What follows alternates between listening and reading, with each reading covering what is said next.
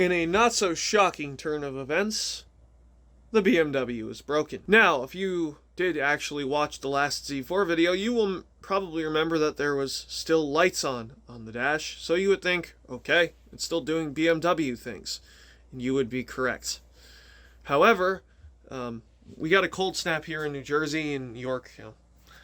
We got a cold snap around Christmas time, and obviously it's winter. So, that being said, the car sat outside, and now it's really broken. So let's go cut out to that majestic pile of shit. So these are the existing issues the car is having at the moment. One, this light is intermittent. That's no big deal. And you got all this stuff. So to explain these lights, it doesn't come through on the camera. It's all scratched up. That's the traction control light. I don't know what the brake light's about. The brakes are fine. I think that's a tire pressure sensor, seatbelt and seatbelt because I'm not wearing it.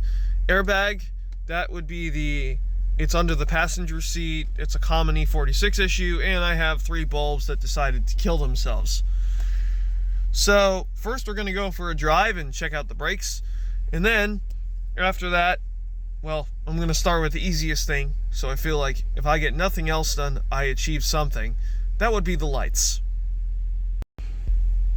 And last but not least, hasn't come on yet, the low oil light keeps constantly coming on because we put 5W40 in this in the spring and summer and it seems to not have any problems. But in the winter, it seems to be quite unhappy with it. So probably just put 5W30 or 5W20 in it. Meanwhile, on the other hand, this car now has 243,000 miles, and it hasn't really given a single problem. The only thing I had to do was take off the exhaust support bracket because it snapped. And after that came off, everything else is fine. One more thing, I don't know if you can hear it, but it sounds like the passenger rear brake, something is dragging. So it took a little longer than I wanted to take, a little busy with a Golf, but it's here and it's back to get fixed to decide what the hell we want to do with this thing. Carlin Arley Brem, or Carly Brem STI. So a new OE crankshaft position sensor has been ordered and it's plugged in. So I'm gonna hold right here. He's gonna poke. Let's see what happens. No 5 volts. Yeah. All right. Yeah, it's going on to 0. But now I gotta plug the sensor back in.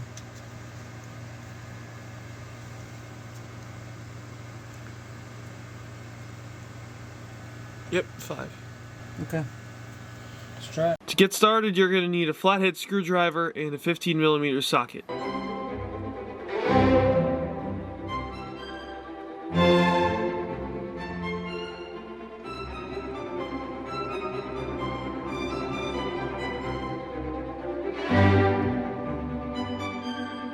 Just like that, we can continue on getting this cleaning started. I mean, this car isn't terrible, but I'd love to get back here, which I can now. Hey, look, that's 12 cents off the price of the car.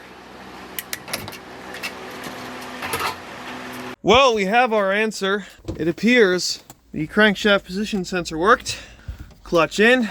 Yes, I'm sitting on the side of the car, don't have a seat.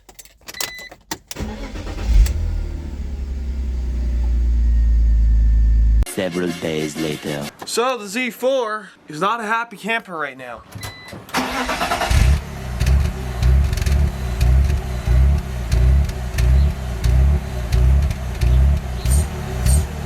Yes.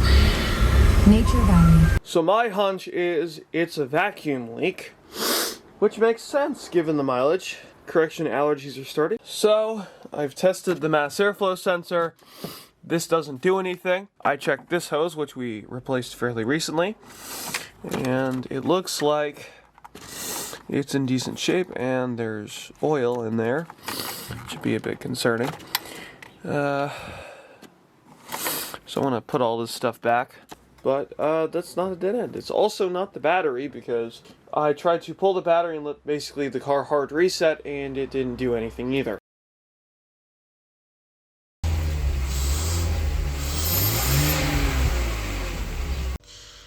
Alright, so there's our leak. Alright, that's our vacuum leak right there. It's the Dyson valve. Simple thing. So it is a typical New Jersey spring day. It just can't decide if it wants to rain or not. So I'm gonna say it's not. My new Dyson valve came in. Time to install it. You're gonna take your flathead, and if you see behind that connector, there's a little metal clip. You're gonna get in that with a flathead and take off that connector.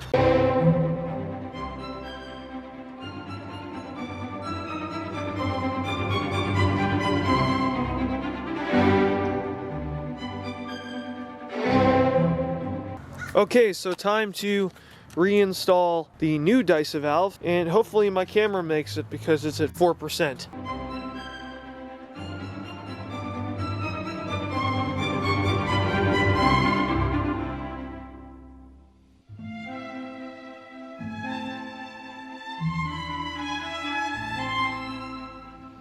So let's see what happens with the new Dyson valve installed. See what happens.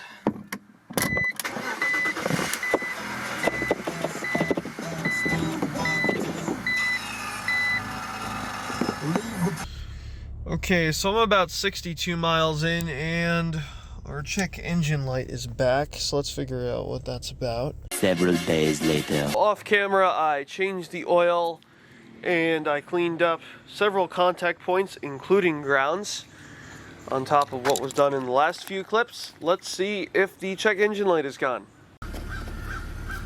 Of course not. Here we are again, back at square one. And it is the same two codes as last time. Well, at least I fixed the cup holder. Well, I'm done for the day. I kind of want to throw that car off a cliff right now and don't really want to look at it. So I'm going to end the video there. I hope you enjoyed my misery, and don't forget to leave a like, favorite, and subscribe.